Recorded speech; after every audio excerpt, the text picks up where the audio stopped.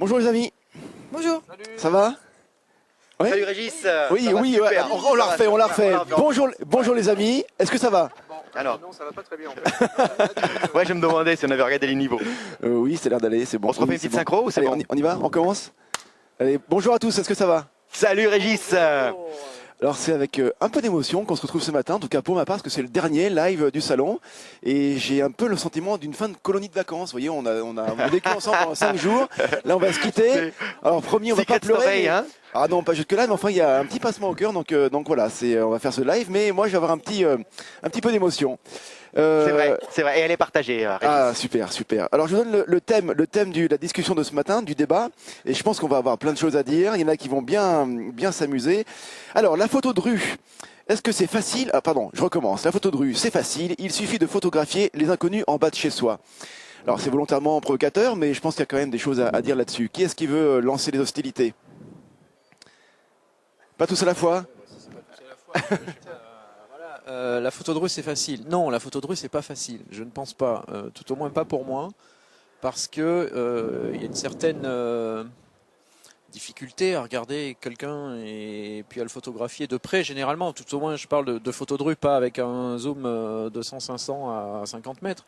Mais voilà, il y a un petit peu de retenue, je trouve. Moi, je le vis comme ça. En bas de chez moi, il n'y a pas grand monde en plus, donc ça me fait forcément aller sur Paris, par exemple. Donc dans un endroit où... Tu veux dire que t'attendrais très longtemps si tu mettais juste en bas de chez toi pour que quelqu'un passe. Chez moi, il y a la factrice qui passe, mais j'ai pas encore photographié. Donc du coup, je suis peut-être un peu moins à l'aise parce que je suis pas non plus justement en bas de chez moi. Après, j'ai vécu des expériences différentes. De la photo de rue dans New York, par exemple, j'ai trouvé beaucoup plus facile parce que les gens sont moins réticents. Il n'y a pas la retenue qu'on a, voire même la sauvagerie parfois que l'on a sur Paris. Ouais. Donc voilà, je suis preneur par contre de très bons conseils. Je pense que notre ami Blaise a beaucoup de choses à dire sur le sujet. Je l'ai vu réagir quand j'ai dit c'est difficile la photo de rue. Merci JC. Oui, c'est difficile fait d'une certaine façon. Comme toi, j'ai beaucoup de mal, crois-le ou pas, à faire le paparazzi.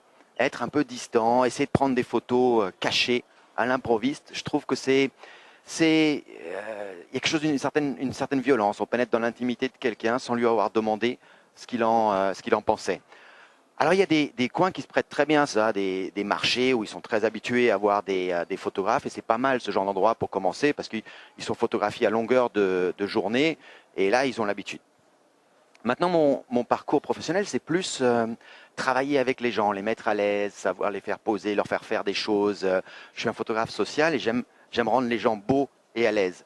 Et c'est pour ça que pour moi, la photographie de rue, ça vous donne un visa, une autorisation d'aller vers l'autre, de découvrir l'autre. Et donc, ce que j'aime faire en photo de rue, c'est au contraire interagir avec les gens. Je vais aller voir le marchand. Je suis en train de faire un projet sur la ville de Nice. J'aimerais documenter quelques aspects de cette place, de ce marché, des gens qui sont là. Alors, je vais prendre une petite série de photos. Est-ce que ça vous dérange pas? Et là, on crée un vrai rapport. On a ouvert un contact. On a rencontré quelqu'un. On a fait des découvertes. On peut travailler avec lui, même si on prend des photos naturelles. Il est ouvert. Il y a un échange. Et après, j'aime bien aussi envoyer, faire parvenir mes photos à cette personne pour que ce soit vraiment quelque chose de constructif. Donc pour moi, la photo de rue se pratique plus dans une relation de confiance, de coopération, que dans une relation où j'essaye de voler l'image, même si j'ai évidemment plus de naturel, mais il n'y a pas ce contact, cet échange. D'accord, donc si je comprends bien, il y a deux façons de faire la photo de rue. Il y a celle que tu fais toi, où tu vas demander l'autorisation et tu fais un vrai travail de compréhension de l'autre, même si tu ne le connais pas du tout. Ouais. Et puis il y a la photo volée. Est-ce que vous faites de la photo volée, entre guillemets, juste de la photo où vous prenez à la volée les passants? Est-ce que vous le faites, vous, ça, ou pas? Alors, moi j'en ai eu fait de la photo de rue, j'en ai eu fait beaucoup 70-200, beaucoup plus facile, très facile même, j'ai envie de dire, hein, on se cache derrière un truc, on est au 200 mm, en plus on a APS-C, on est à 320 ou à 300, ouais. On capte n'importe quoi, mais finalement il n'y a pas d'émotion, il n'y a rien, et finalement je reviens sur le fait qu'il faut pouvoir partager, interagir un petit peu, et aussi savoir qu'on a le droit de la faire la photo finalement. C'est ça. Il nous oublie, enfin à un moment donné le maraîcher il nous oublie, ouais. Et aujourd'hui j'en fais très très peu, mais j'aurais plus tendance à la faire au 50 mm déjà, pour être un peu plus près, pas hésiter à aller voir les gens. Ce qui me dérange aujourd'hui dans la photo de rue, et je pense qu'on partage ça avec Guillaume, c'est que la photo de rue est un prétexte pour beaucoup de photographes pour faire plein de photos, essayer de faire plein de photos, mais aussi faire des photos de merde. Sous prétexte qu'ils ont le super dernier argentique à la mode, le dernier Leica, le dernier Leica qu'ils ont payé le prix d'une Twingo. Ils vont aller sortir, faire de la photo de rue, la développer chez eux, leur dire oh mon Dieu c'est magnifique, la photo est pourrie mais c'est pas grave, tout le monde dira que c'est magnifique parce qu'ils l'ont faite comme ça. Non, c'est à moi. Ouais, moi j'aimerais quand même. Mais je voudrais réagir là-dessus après. Ouais, juste après, je dirai aussi des choses là-dessus. Ouais. Vas-y Guillaume, je t'en prie. Alors moi je ne fais pas de photos de rue, par contre je fais des vidéos de rue. Comprendre par là que c'est des plans séquences qu'on a tournés dans la rue. Et je vais reprendre l'exemple de JC sur New York, donc Jean-Christophe de Nikon Passion, sur New York.